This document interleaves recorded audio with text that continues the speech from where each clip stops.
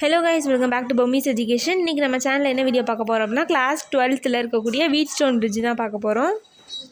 It is important application of Kirchhoff's rule. It அப்படிங்கிறது இதில் எதை ரெஃபர் பண்ணுது அப்படின்னா வீட்ஸ்டோன் பிரிட்ஜ். இந்த வீட்ஸ்டோன் பிரிட்ஜ் வந்து ரொம்ப இம்பார்ட்டண்டான அப்ளிகேஷனாக இருக்குது. எதுக்கு அப்படின்னா அந்த கிர்ச்சாஃப் ரூலுக்கு. அப்ளிகேஷன் அப்படின்னா யூசஸ் அப்படின்னு அர்த்தம். Let P, Q, R and S be the four resistances in the form of bridge. So P, Q, R, S அப்படிங்கிறது ஒரு 4 ரெசிஸ்டன்ஸ் தான். அது எந்த ஃபார்மில் இருக்குது அப்படின்னா பிரிட்ஜ் ஃபார்மில் நமக்கு பிக்சரில் கொடுத்துருப்பாங்க. நெக்ஸ்ட் பார்க்கலாம். A cell of EMF is connected between A and C. ஏக்கும் சிக்கும் நடுவில் செல் EMF அப்படிங்கிற ஒரு செல்லு வந்து கனெக்ட் பண்ணியிருக்காங்க. இதை வந்து பிக்சரில் நம்ம இப்போ பார்க்கலாம். இதுதான் ஏசி. இந்த ஏக்கும் சிக்கும் நடுவில் வந்து என்ன கனெக்ட் பண்ணியிருக்காங்க அப்படின்னா EMF வந்து கனெக்ட் பண்ணியிருக்காங்க. ஏ galvanometer G is connected between B and D.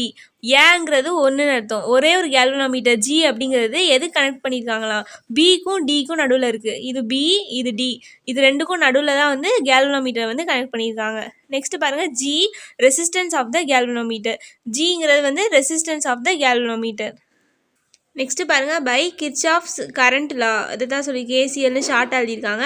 At junction பிக்கும் டிக்கும் நம்ம வந்து இந்த கிர்ச்சாஃப்ஸ் கரண்ட் லா வந்து அப்ளை பண்ண போகிறோம். ஸோ ஜங்ஷன் பிக்கும் டிக்கும் நம்ம இப்போ அப்ளை பண்ண போகிறோம்.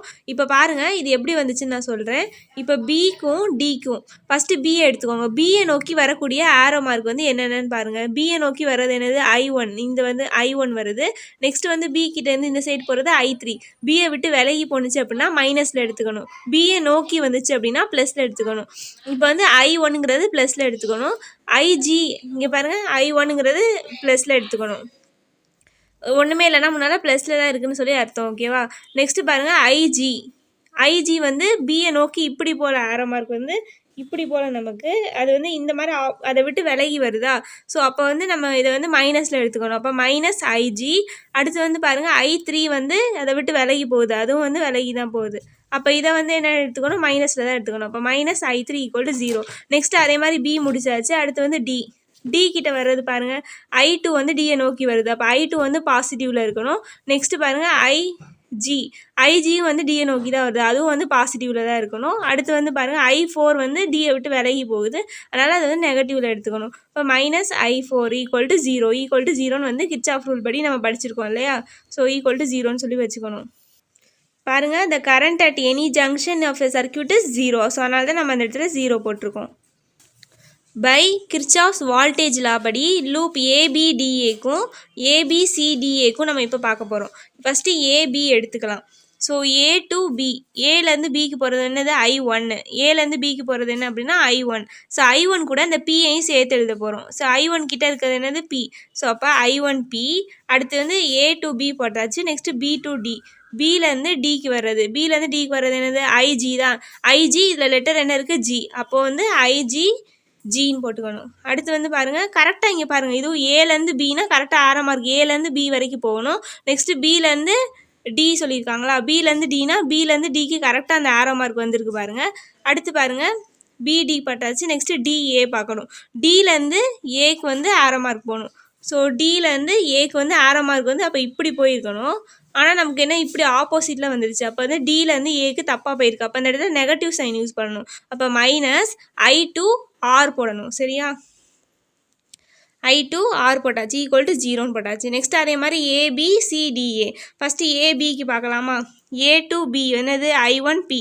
ஸோ அதே I1P வந்துடுச்சு. நெக்ஸ்ட் வந்து AB முடிச்சாச்சு. Next BC. பிலேருந்து சிக்கு என்ன போகுது, I3 போகுது. பிலேருந்து சிக்கு கரெக்டாக ஆரோ மார்க் வந்து இதை நோக்கி போகுது, பிலேருந்து சிக்கு போகுது. அப்போ வந்து இது I3Qன்னு வரணும். என்ன I3Q + I3Q. நெக்ஸ்ட் வந்து இந்த போட்டாங்களா I3Q. நெக்ஸ்ட் வந்து சிலேருந்து டிக்கு போகணும். சிலேருந்து டிக்கு வந்து ஆரோ மார்க் இப்படி தான் வரணும். சிலேருந்து டிக்குனா இந்த மாதிரி வராமல் இப்படி போட்டிருக்காங்க. அப்போ வந்து இதுக்கு என்ன வரணும், மைனஸ் I4S போட்டிருக்காங்களா, முடிஞ்சிருச்சு. நெக்ஸ்ட் வந்து DA பார்க்கணும். டிலேருந்து ஏக்கு ஆரோ மார்க் போகணும். ஆனால் இது பாருங்கள், I2 வந்து அப்படியே ரிவர்ஸாக வந்திருக்கு. டிலேருந்து ஏக்கு போகிற ஆரோ மார்க் போகாமல் அப்படியே ஏலேருந்து டி கிட்ட இந்த ஆரோ மார்க் வந்திருக்கு. அப்போ இது கிடையாது. இப்போ என்ன போடணும், நெகட்டிவில் போடணும். அப்போ மைனஸ் I2Rன்னு சொல்லி நம்ம போடணும். போட்டாச்சா ஈக்குவல் டு 0. நெக்ஸ்ட் பாருங்கள் IG equal to 0 because B and D same potential. IG இருக்கிற இடத்துலலாம் நம்ம 0ன்னு சப்ஸ்டியூட் பண்ண போகிறோம். ஏன் அப்படின்னா பிக்கும் டிக்கும் சேம் பொட்டன்ஷியல் வந்து நம்மக்கிட்ட இருக்குது. அப்போ ஐஜி இருக்கிற இடத்துலலாம் 0 சப்ஸ்டியூட் பண்ணணும். இந்த ஈக்குவேஷனில் ஐஜி இருக்கிற இடத்துல 0 போட்டிங்கன்னா I1 இங்கே பாருங்கள் ஐஜி இருக்கிற இடத்துல 0 போட்டிங்க அப்படின்னா I1 minus I3 equal to 0ன்னு வரும். அதே மாதிரி இதிலே ஐஜி கிட்ட வந்து 0 போட்டிங்க அப்படின்னா என்ன வரும் இங்கே I2 minus I4 equal to 0.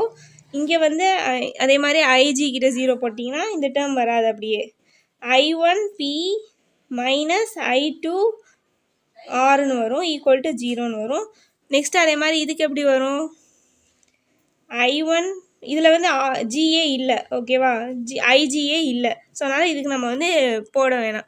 இப்போ வந்து இது 3 ஈக்குவேஷனே பாருங்கள். இப்போ 3 ஈக்குவேஷனில் இருந்து ஈக்குவல் டு 0வா, இந்த மைனஸ் வந்து ஈக்குவல்ட்டுக்கு அந்த சைடு போயிடுச்சுன்னா என்ன ஆயிரும் ப்ளஸ் ஆயிரும். அப்போ I1 ஈக்குவல் டு I3 மாறிடுமா.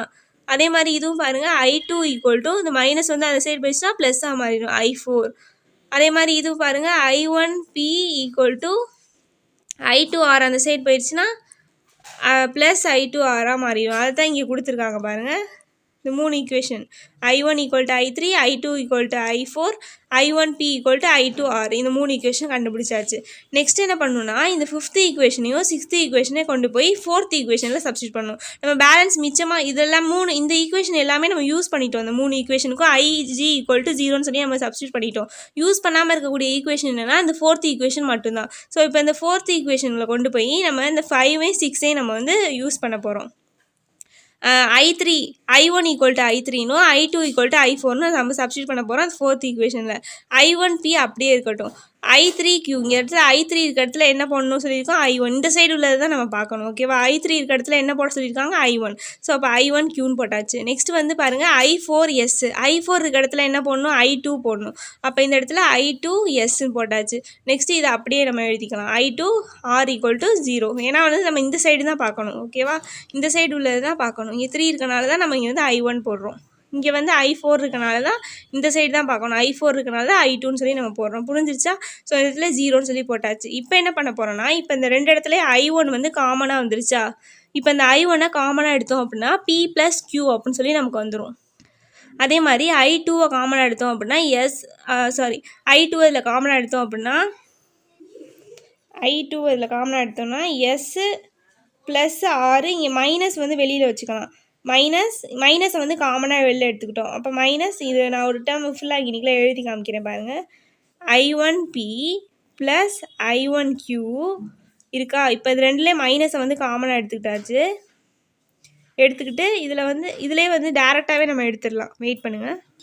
இது ரெண்டுலேயே இந்த காமனாக வந்து I1 எடுத்துட்டோம் அப்படின்னா P + Qன்னு இருக்கும். இது ரெண்டுலேயே காமனாக வந்து மைனஸை வெளில எடுத்துடலாம். மைனஸை வெளில எடுத்துட்டோம் அப்படின்னா I2வே வெளில எடுத்துட்டோம் அப்படின்னா மைனஸை வெளில எடுத்துட்டனால இந்த இடத்துல S + Rன்னு சொல்லி வரும் ஈக்குவல் டு 0. இந்த மைனஸ் டேர்ம் வந்து அந்த சைடு ஈக்குவல்ட்டுக்கு அந்த சைடு போயிடுச்சுன்னா ப்ளஸ்ஸாக மாறிடும்.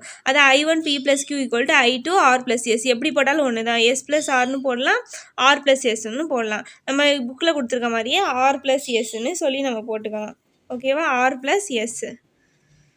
இப்போ என்ன பண்ண போகிறோன்னா மிச்சம் இந்த 2 ஈக்குவேஷனை யூஸ் பண்ணிட்டோம். இப்போ இந்த ஈக்குவேஷனை யூஸ் பண்ணல அப்படின்னா 7th ஈக்குவேஷனை யூஸ் பண்ணாமல் வச்சுருக்கோம். இப்போ என்ன பண்ண போகிறோன்னா இந்த 8th ஈக்குவேஷனால் டிவைட் பண்ண போகிறோம். இந்த டிவைடிங் 8/7 இந்த 8th ஈக்குவேஷனை இந்த 7th ஈக்குவேஷனால் டிவைட் பண்ண போகிறோம். இப்போ I1P + Qவை டிவைடட் பை I1Q. இந்த டேர்முக்கு நேராக இது, இதே மாதிரி இதுக்கு இந்த டேர்முக்கு நேராக இது இருக்கா, இந்த ஈக்குவல்ட்டுக்கு நேராக அதுக்கு நேராக டிவைட் பண்ணிக்கணும். இப்போ என்ன பண்ண போகிறோம் அப்படின்னா I1 கேன்சல் பண்ணியாச்சு அப்படின்னா இந்த மாதிரி இருக்கும். I2 கேன்சல் பண்ணிட்டோன்னா இந்த மாதிரி இருக்குது. இப்போ இது என்னென்னா இந்த டினாமினேட்டர் வந்து ரெண்டுக்கும் காமனாக இருக்குன்னு அர்த்தம். இப்போ P/P + Q/P equal to R/R + S/Rன்னு சொல்லியிருக்கு. இப்போ வந்து இது ரெண்டையும் கேன்சல் பண்ணோன்னா 1, இதையும் கேன்சல் பண்ணோன்னா 1.